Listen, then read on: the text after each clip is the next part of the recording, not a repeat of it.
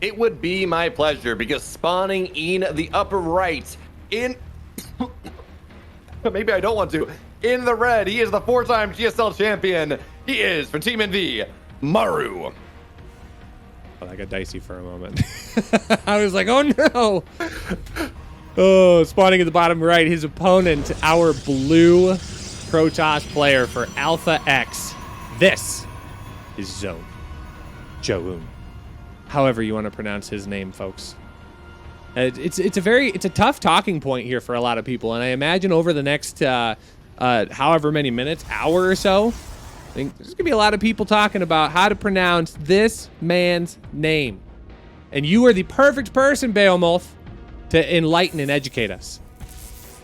Absolutely. So, we want to talk about this player's name first and foremost as we get into the game, as we try to figure out what's going to happen here eventually. And his name is Zoun, or Zoun, if you're really going to be proper about it. And this is strictly because, well, he is named after a Chinese general from the Romance of the Three Kingdoms period. Not only, of course, was this a historical thing that happened in the Romance of the Three Kingdoms, it's also an extremely popular novel series, or series of literature in China and in South Korea. So that is who Zoun is named after. I believe it's the actual Chinese is like Chaoun, but in the Koreanization of it, it is now Joun or Joun. And of course, if we're talking fast, if something big is happening, it's then Joan or Zoun or Zoun, whatever we do when we actually just kind of screw the name up. But yes, traditionally, or it actually should be pronounced Zoun. And that is my brief diatribe about this. If you want to find more, you can go take a look on the Alpha X Twitter page. There is a full infographic that they made after they got tired of Tastosis intentionally getting it wrong sometimes, or intentionally, unintentionally, as the case may be, as the romance of that continued to cross. But now we have a game here between MARU and Zoun. And MARU, hey, we talked about a TVP build. We talked about that build Byun did in game number 5 of the previous series. Well, now we get to see what it does against a Protoss player, because we have the same thing happening on in just now. Well, we have the natural, but we also have 3 command center, or 3 barracks in the main base, probably 2 tech. It should be 2 tech labs, plus 1 stim combat shields. Or actually, I'm sorry, only stim combat shields are going to be here. We do not have an eBay just yet. So that, of course, is your variation between the Protoss build and the Zerg build. The Zerg one apparently gets +1, and the Terran one does not. But now, okay, Blink on the way here will be the opener from Zoun. In response, the question is, how many gates? Right now, he is on, well, he's on 1. He's going to go on up to 3 here. So this is just going to be your more typical 3-gate Blink timing. It doesn't have to be as aggressive as a 4-gate, but also he's got a little bit more room to build some stuff compared to your 2-gate opener that we do see. In fact, well, I'm glad to, oh, I'm sorry, 4 gates. Okay, yeah, Zoun, he's going to get a bit aggressive, and I really like this into what MARU is doing. Right, he goes, and he's going to look to move out here on the map, and he's going to find Starks coming out 4x4. It's maybe a sentry if Zoun is able to realize what's happening in time, and that is going to mean that this army that MARU is building, that is going to be scary, don't get me wrong. Zoun is actually going to have what he needs to make sure that he can deal with things. Now, of course, the downside of this, maybe, if we can talk about a downside, is the fact that Zoun is going to be looking to be aggressive with this army that he is building. He has his War Prism is just about done. Blink is just over halfway done here, and as chronos are spent on into this, it should be done rather soon. And that means that he does have to worry about just being out on the map, having too much out there on the map, and then MARU is just goes right on by. But he will scout all these Marines, and that means that, okay, War Prism is just going to go on home here. We will have Warp Ins going on in back on the main base here of our Protoss player, and yep, there we go. Shield battery as well. Sentry as well. So this is not going to work here for MARU, not at the start of things. Yeah. And now the question is, oh, he's back. Oh, I've been back for a while. I've tried to jump in a couple of times. Talk about that. you have such a detailed observation that it's good to listen up when you get into those details. I really enjoy it. So this is a good hold here by Zoun. He's going to be able to lock things down into place. What's not going to be able to make full use of is this Warp Prism, as this locks on forward. It is going to be in a warp-in mode, but MARU's just focused on the back side of this. And so is Zoun. He has to be. He can't afford to let all of these units work their way in, but some beautiful blinks back and forth, some nice micro. That's going to allow Zoun to get across the map here now, finally. Trading out as efficiently as possible, mineral-wise. It's going to be the follow-up pressure that ends up being very, very strong here for Zoun. But what is going to be on the way from MARU? It's additional barracks. We now finally see the 111 text structure being brought into play. Obviously, it's not 111. It's more like, what, 511? 3112? Sure. That's not the stock. They're going to move on in here. And this, by the way, is an all-in build for MARU. He does not have a third base underway. And, you know, Zoun, I admire the decision to go and get aggressive here with this push, but stim +1 combat shields, all that fun stuff, concussive shells as well, are all the traditional hallmarks of a blink stalker timing not really working. Now, of course, in this game, right, Zoun, he held off the initial push from MARU, no big deal there. And what just killed 6 SCVs? That's a great question. Maybe a death ran on him? Not really sure, but now, okay, the stalkers, they find their way on into the main base, and this is going to be really nice. Oh, he does not get the medevac. That's going to be a bit annoying here, but he will be able to blink on out with only losing 1 stalker for the iron price that he has reaped from MARU in this game. And behind this, Zoun has his third base. Charge is underway. Forge is on the way. Robo Bay is on the way. He is developing his tech. He's developing his position in this game in such a way that MARU is really not able to do. But on the flip side, MARU, he does have +1 armor, about halfway done. And here's the thing. He is on 5 barracks at this point in time. There's no idea of a third base in this game. MARU is just trying to bolster his army supply to the point where Zoun is just not going to be able to deal with it. Run across the map maybe in the next minute or two and just sweep Zoun from the face of the earth before Zoun can really build that army that can deal with things. But again, charge, it's underway. We will have Colossus, we will have extended thermal lance. All these things are very good against dealing with massive amounts of Terran bio. This is the perfect scenario for Zoun at this point, because he's doing what Terran players do to everybody. I mean, he hits at multiple locations, he forces armies out of position, and then punishes you for it. So there's something just deeply satisfying about watching a Protoss player execute that style of play against, especially someone like MARU, who is very well known for that type of play. Has charge finishing up here, but this is a scary amount of bio, and it's an additional amount of bio coming across the map as well. Some good force fields get dropped on down.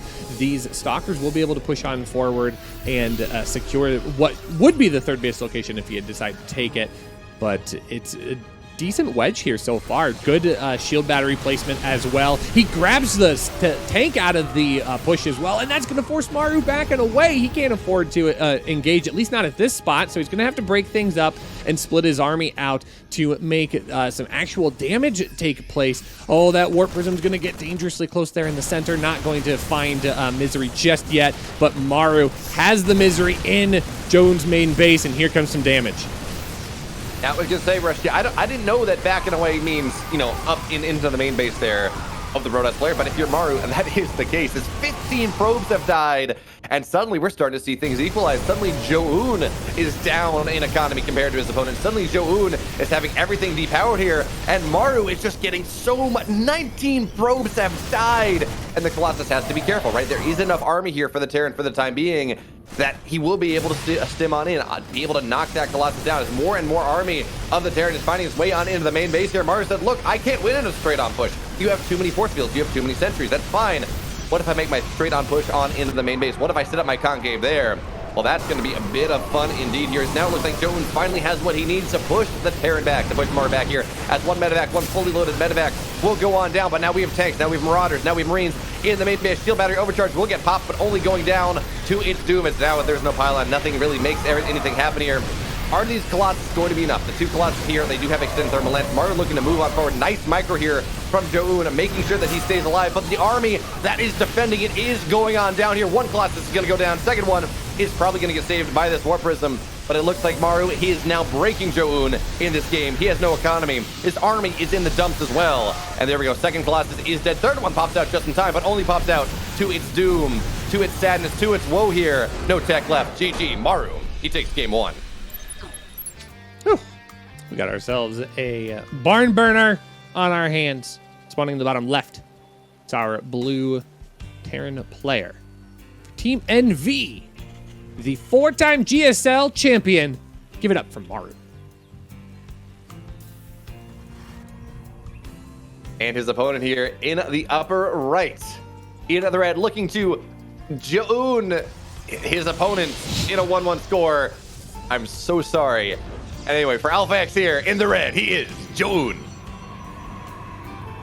You're going to have to take that one back to the studio. I think that one needs to be fleshed out a little bit. It's actually so sad here. Like, okay, we know how we pronounce his name, right? It's Zoun. There are so many more, like, fun comments you can make about Zoun or Zoun. Than you can about Zoun. You know, you're zoning him out. It's a resounding success. You don't get that with Zoun. Sad. My entire casting repertoire is making bad puns and forcing the audience to cry, and I can't do that in this game. So I mean, I'll give you some time. If there's anybody that I would trust to come up with something clever, it'll be you. So I worry not for the sake of the Punderdome that you have brought me into today. So. Well, Rusty, that's a lot of pressure. I don't know if I can live up to that. I feel like you can make this happen, and also like just for the record. I mean, yes, we have heard lots of different pronunciations of this player's name, and I'm gonna give you a hot take here. Like, just because your favorite S tier caster pronounced it one way doesn't make it right. I know. It's gonna take you a moment to really come to terms with that. Hello? Oh, okay. Not us. Always a moment of fear when it's like, is it me? It's not me. F in the chat for Yogo, please. But luckily, OGTV, they got their own studio, so I think he's gonna be fine. Yeah, more than likely. So should be good. But in any regards, I know it's just going to be a meme throughout this entire series. And if Zoun's able to advance forward, it'll just be a meme finals as well. But yes, Zoun is correct pronunciation. And feel free, share that with your friends. Let people know. Let's be better in this world and make sure we do our part to always respect the pronunciation of people's names and respect the history behind their names too, which I wasn't here for your story. I had to step out for just a moment, but you've told it to me before. And I do think it's quite fascinating. It's really cool. Well, the only reason I know about it is Alpha X. They released that infographic on Twitter like a year ago at this point. Like, let us tell you exactly why his name is his name. And you know what? Honestly, I wish we got more of that. Right? I think there is something intensely interesting about hearing the backstory about players' names. Some of it's like, I just thought the name was cool, but especially in the Western scene. Right, maybe not in Korea as much because maybe a lot of people, what's the joke there? It's you just take words from Bohemian Rhapsody. Yeah. Wow, I can't even remember the verse that I'm thinking of that has this, but yeah, the old StarCraft meme. Anyway, but in general, especially in the West, you have a lot of these names that actually do have some meaning behind them. You know, Max Pax's name is Max Pax, A, because it's what his dad called him growing up, but B, it's because he was the greatest piece, right? Maximus Paximus, or Maximus Pax, really, if we want to talk about the Latin. So all these different things. It's it's a story from childhood. It's something about how they view the game, how they want to play the game. It's the great ironies of innovation, playing the same build over and over again. All these different things, and it is really interesting to hear why they did decide to choose that name. Or maybe I'm just biased because I like the backstory about why I chose my own name. But, hold that thought here because, MARU, he's got the timing of the Warp Prism is at the very least going to take some damage. Stim is not done. So it means the Warp Prism will not go down here, but still, hull damage on an already squishy unit is going to be extremely nice here for Zoun because he's going for DT drops in this game. And often, when you go for DT drops, you want to be able to bulldog on into the main. What is that drop happening in the main base here? I'm sorry. Widowmine drop. Okay. Oh, God. He's got 4 workers. That was actually a pretty decent pull, all things considered, because those workers were rather clumped. So kind of a scary situation, but this is not great for Zoun. Scouting the Warp Prism very early on, then scouting the tech back behind it. That's going to allow the engineering bay to get finished up. Scans are already banked and ready to go. This is very clearly defended. I kind of speculated what Zoun might be able to do to outthink his opponent in game number 2, but this didn't work out for him, at least not from the onset. No, you're really right here. And even then, MARU Did he lose those Widow Mines? Yeah, he lost one, but it looks like he was able to save one. Still has 2 in the medevac, so there is still more opportunity for him to find some sort of damage there. And yeah, you talked about this. One of the reasons why, right, that this DT didn't maybe get as much damage as it would have liked is the Warp Prism was very low. And one thing we do see Terran players, or Protoss players do a lot, Parting is a really good example of this, is that they run on in there with their Warp Prism. Oh, okay, never mind. Widow Mine drops 12 workers. Zoun is dead in this game. Not to make it, something that is, not to call the game over before it's over, but 14 probes have died. Zoun is down 8 workers compared to his opponent. It's gonna be a long slog to come back on into this game. But to finish the thought, one thing that we do see Parting do a good bit here is to run on in even when there is detection and just kind of bulldog his DTs on in there, drop them, hot pick them up, and just try to find as much damage as possible, even if there is detection. And again, Zoun cannot do that because his Warp Prism is damaged. Well, that is now a good situation for Zoun in the sense that the Widow Mines are dead, not the fact that 17 of his probes went down as a result of it. But you are absolutely correct. I mean, things are looking very, very rough for the Protoss player. He's down 20 supply at the 6-minute mark, which is not a great thing for Zoun to try and get figured out here. And it's going to be on the back of a push here. The stim pack on the way. The Raven's going to go alongside it as well, so auto turrets are going to be very, very useful. But is Zoun going to catch MARU the same way MARU caught him? It seems exactly to be the case here. The Raven's immediately going to get tapped down. That's a good start, but it's maybe not the damage that needed to happen here, as the 16 Marines are going to be joining into the base. Will he scan forward? He does, and he grabs both of those DTs. Zoun just cannot catch a break here in game number 2. Yeah, Zoun cannot catch a break because MARU is breaking him in this game, as this double medevac drop is finding so much value. Your 4 workers are dead, and of course, Zoun also not allowed to mine on into the main base, and it's so damn hard here for Zoun to even stage a defense, right? He does have to be very careful about that fight that he does take. Now, it looks like a couple DTs found some damage on the other side of the map. 3 more SCVs have died, but that is another DT, right? How many DTs have died? A lot of DTs have died. Yeah, 6 DTs are dead over the course of this game. That is a lot of gas. That is an extremely expensive expenditure for the grand total of 7 SCVs that have died. So MARU here, he's got a massive army. He's up triple the army supply of his opponent. He's going to stim on in. Yes, there is an Archon, of course, out of those DTs that were allowed to stay alive. But with these 3 tanks here sieging on up, yes, there's a shield battery overcharge, and that's going to keep at least 1 unit alive for the time being. But there is so much DPS even in this army that even with shield battery overcharge, it's not going to be enough. The Immortals die. They're not so immortal anymore. GG MARU, it's 2-0. Currently on his final tournament life in this bracket, our red Protoss player. He's down 0-2, needs to win 3 in a row if he'd like to advance on to the grand finals for Alpha X. This is Zoun. And his opponent here spawning in the bottom left. In the blue, he's on match point. He's 1 game from his date with Bjorn in the grand finals. Give it up for Team NV's MARU.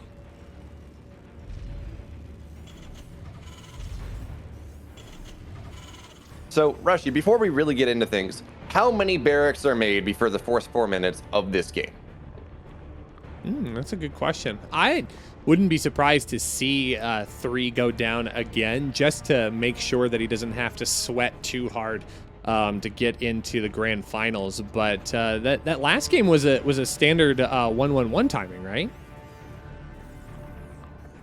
Yeah, it was. It was it was 1-1-1 into 3-1-1 plus 1 stim combat shield, I believe. I'm sorry. It was 1-1-1. Yeah, Widow Mine drops. What am I saying? Yeah. So I mean, it could be a unique 3 unique builds here. That would not be too terribly surprising. We are going to get the first barracks finished up here, and it appears it might just be standard play once again. The command center is going to go down here in the natural once Zoun gets his probe up out of its business, but I think anything's always on the table here. It is going to be a reactor first opening for MARU's barracks. So I would imagine that might mean things are going to be standard. It's really kind of funny, actually. You look at these reactor first, and you're like, it means it's going to be standard fare. Well, Marine into reactor, but because there was no Reaper, that does mean gas has been saved. It does mean we see a lot of players, actually, this is a tell that they're going for Hellion drops or something like that. They are going to spend that gas into a little bit faster factory, a little bit faster starport. do something like that. Now, we do not see it in SCV on the map, so at the very least, it will not be Hellion drops with a proxied starport. But really, we're going to have to see whether we do see the factory go on into that the reactor, get reactored Hellions out, or whether this is just going to be your run-of-the-mill Widowmine drop. Again, one of those things you can lean on into, like, okay, it's reactor first, really quick. But again, it very much depends on the player. For TY, yeah, absolutely, this would be Hellion drops. I'm not so confident about it, whether this is going to be that for MARU or not, though. Well, yeah, it's going to be Widowmines once again this time around. So keeping things as close as they were in game number 2. That's a lot of damage on this attempt. That's a bit unfortunate here for Zoun. He's not going to be able to lock in the scouting and the damage that he wants. He's not going to be able to just sit outside. He's got to walk away with it. So he's going to get back and away. That's going to make things a little bit easier for MARU to try and engage on top of his opponent. The starport's just about to finish up here, and that should start. Yeah, here comes the process of that medevac. And maybe Zoun's going to be able to spot this a little bit better since he's not focused on getting into a very tight DT timing. Blink Stalkers are going to be on the menu. Will Blink be done by the time this push comes across the map? I don't think so. I think it's going to be a little bit shy, but having Stalkers is still going to be a better way to respond to this. Actually, it's really cool here seeing what MARU has decided to go in this game and the last game too, because this is a very similar build. No Raven this time, but still very similar here. And that is the fact that MARU has really built a lot of Marines, and he's going to move out on the map with them, which is not something you see all that often when it is a Widowmine drop. Normally, it's like, okay, well, I have my defense at home, whatever. I need to make sure I have my defense at home in case there is just a wholesale Blink aggression. But MARU here, he's out on the map. He's looking to catch things, maybe find a Warp Prism, maybe do damage to a third base, maybe just distract Zoun as the Widowmine drops go on in. Or on the flip side, Widowmine drops go on in, and it's what's going to happen here, distracting Zoun from the assault at the front base here. So 2 Widowmines go down, and actually MARU, he says, look, I don't even care. I don't want to, this is not worth it for me. So now we have the Marines, they're going to go on in, and they will not get a Stalker. Of course, Shield Battery says no to that one. And his blink is done, so there we go. Oh, a little bit of missed blink there from Zoun. He still will lose 1 Stalker to these Widowmines. All in all, this ended up being a pretty decent position. MARU technically comes out ahead on the resources lost, but just being able to mitigate the amount of probes lost in the engagement is helpful, but a lot of lost mining time. If we look at that income advantage graph, it dips very, very deep into MARU's favor, so Zoun gonna have to try and wrestle that back a little bit. He's got his 3rd Nexus just about to finish up, so the transition can continue into the mid game, but he's got to spend so much energy just focusing on this medevac, because this caught him in the previous couple of games. His medevac wasn't dealt with, and then all of a sudden he stops thinking about it, and this mine's able to pick off 9 to 10 workers just for existing. But much better engagement this time around. Zoun's able to mitigate that damage, and now he can start focusing on getting into his mid game. Yeah, you're absolutely right here for multiple reasons. Zoun is in a much better position in this game than he was in game number 2. It is only a 2-gate opener, right? So he does have that quick third base. He has developed his economy. He's only up 4 workers, though, which is a bit of a problem. But theoretically, right, he does have that third base. He is able to spend Chronos on into that. He's got Charge on the way. RoboBay just finished, and he is going Disruptors here. We're not going to see Colossus. He says, look, MARU, I don't want to deal with that. You are the greatest Colossus sniper the world has ever seen. This is what MARU was famous for back again when Terrans couldn't win against Protoss. So Disruptors are going to be the thing, although I don't know how much better that is with MARU's Micro, with MARU's splits. But still, Zoun here, he's just posturing. This is only 2 barracks opener. There is no Warp Prism with this. The whole goal of these 6 Stalkers is like, okay, I know MARU's going to move on out in like the next 30 seconds. A +1 will be done, Stim will be done. I'm just going to try to prevent any of that from happening. Get as much damage as I can to make that happen. But look at this. MARU unload that medevac. Okay, no. But he does have this drop finding its way on over. I was kind of thinking MARU might be going for a bit of a surround on that army, but he has the Raven. He does have those 2 medevacs on the left-hand side. We're going to have to see whether Zoun is prepared for this. Again, he's posturing in the front with those Stalkers, and that means those 6 Stalkers are not where he needs them to be to defend this. How much army is in the 3rd base? None at all. Okay, well, this is getting a little bit scary here for Zoun. Yeah, warp gates are going to be possible. I mean, all of those additional warp gates have been finished up, but it's not going to quite hit at the timing that he needs it to. And he's still focused on trying to deal with this in the center of the map. He's going to pick off a couple of medevacs, but gosh, it's such a pittance of a prize when you're going to lose your entire third Nexus as a result here. A good disruption matrix going down onto the disruptor here, and it's actually interference matrix. Sorry, my brain gets that mixed up every so often, but losing the Nexus. And so much of this is still here. What? He traded out just a handful of Marines for that exchange. MARU's. I mean, he's almost styling on his opponent right now for the GSL loss that happened. Yeah, honestly, it's not looking good here for Zoun in this game. Like, yeah, it's much better, right? He didn't take any damage, and he will lose one medevac full of units. But the third base is dead. MARU has his third base on location. He is dropping 3 mules at a time here. And, okay, so the way economies scale in StarCraft, right?